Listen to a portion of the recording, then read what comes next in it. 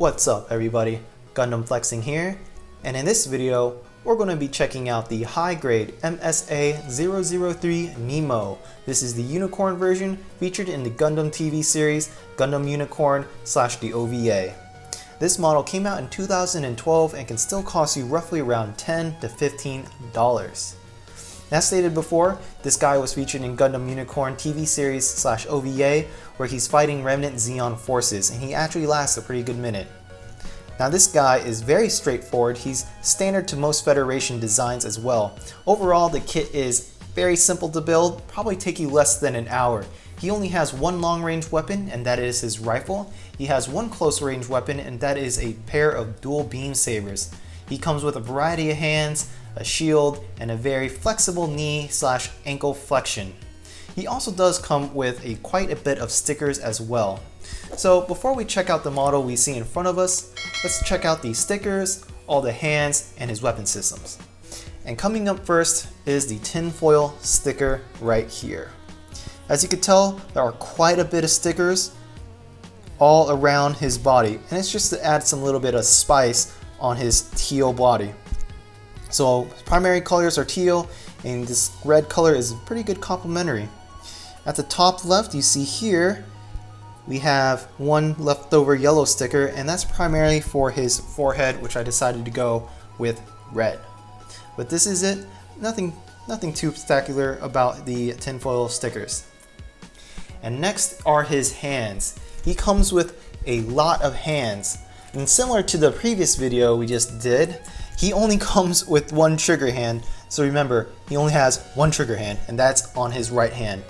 But other than that, he comes with a pair of open hands like this.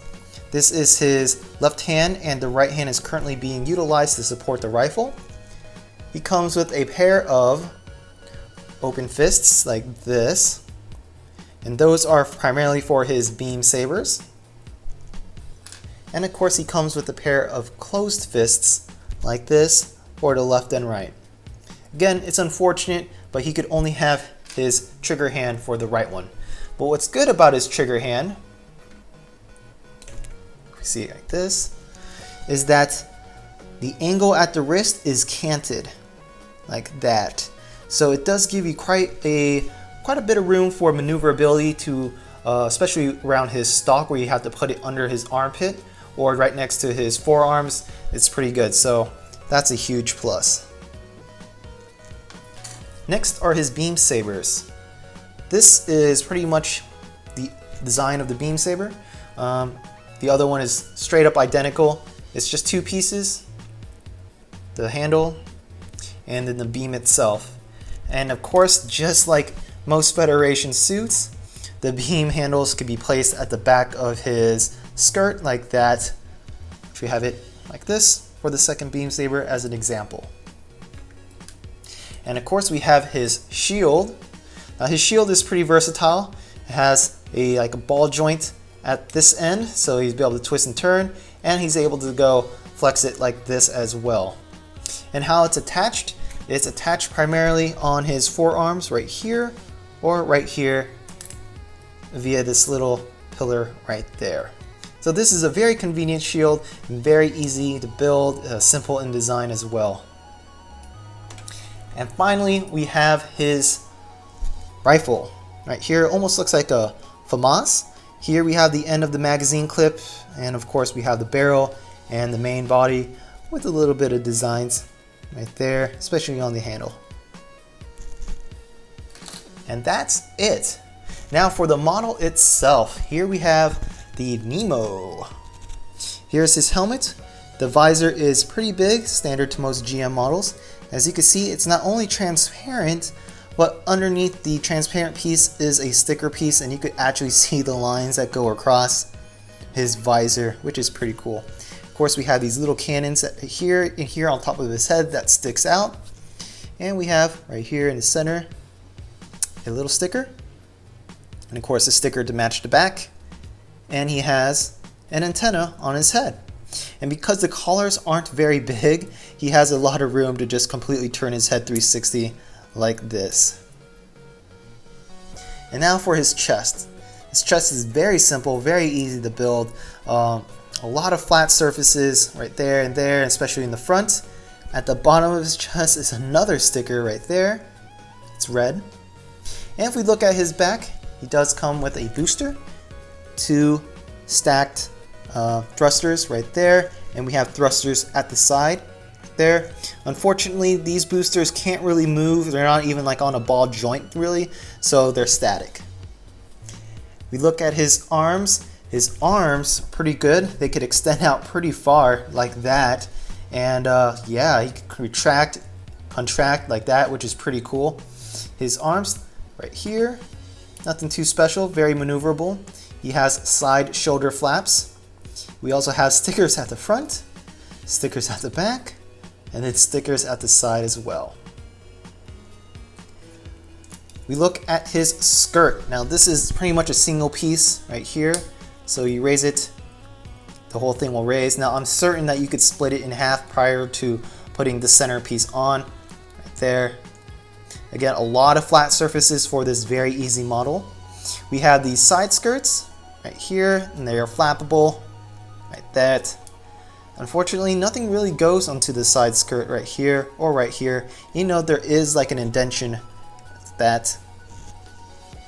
We already saw his back skirt, and that's where he's holding the beam sabers right there, and they actually hold them very secure. So once you actually put it in, it does take a good amount of force to take it out, so that is secured. Now looking at his legs are attached like this to the gray pieces. You can see I didn't even bother cutting out the nubs since they were hidden right there. And one of the selling points for this model, if we look under his skirt, is that you're able to twist and turn the hips like that, which is pretty good in terms of flexibility and agility. Here, we look at his knees. Another selling point was the flexion in his knees, which apparently could go very high, and I sort of believe it because the lower body right here is like on a separate piece, which is pretty cool. So you can see here how this is like movable too. But yes, let's look at his legs. His legs, stickers again on the inside of his legs and to match the outside of his legs. If we look at his thrusters for his legs, which are at the back of the calves, we have again red stickers for each thrusters, and these are actually pretty cool. I sort of wish that they were expandable, that way you could pull them all the way out and push them back in, sort of like the Sinanju right there. And finally, we look at his feet. Unfortunately, this is one flat piece right here, so you can't really bend the ankles and the toes together. However, he does apparently have great ankle flexion, and that was one of the selling points of the box. Right here, we could use that as an example. He could extend, he could pretty much pull out very far. And this is why I also like, you can sort of see like the basic gears right there on his ankles, which is pretty much for most modern Gundam kits or Gunpla kits. You could actually see the these little like hydros working, which is pretty cool. But other than that, like I stated before, the Nemo is a GM and very basic, very simplistic, easy to build, has a lot of flat surfaces, so it gives you the opportunity to practice your panel lighting / panel scribing. He does come with stickers, which aren't hard to apply at all, and matter of fact, you probably should, because it adds a little bit more detail along the primary colors of teal. He only has very basic weapon systems, and that's like a rifle, a pair of beam sabers, and a very maneuverable shield, which again could be mounted on either side, right there, there. So really the biggest selling point in my opinion, and not only is it just a GM, but in my opinion it's just very easy to pose, very easy to practice your weathering, especially since his color is light. And since this guy is like 10 or 13 bucks, depending on where you build it or where you buy it, this is actually a great practice model to expand your Gunpla skills. But that's all I have for this video, y'all. If you have any questions or comments, please post it down in the section below. As always, I appreciate you all for watching. Don't forget to wash your hands, social distance, and take care of yourself. Peace out.